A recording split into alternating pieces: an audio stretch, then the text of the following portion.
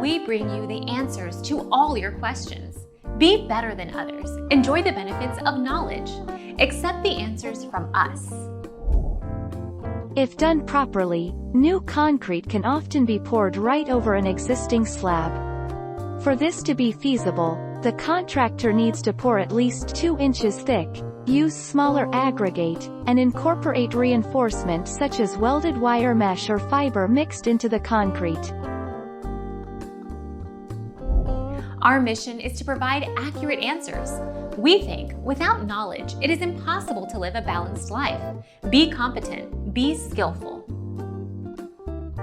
Thank you for watching. Don't forget to subscribe and hit the bell notification.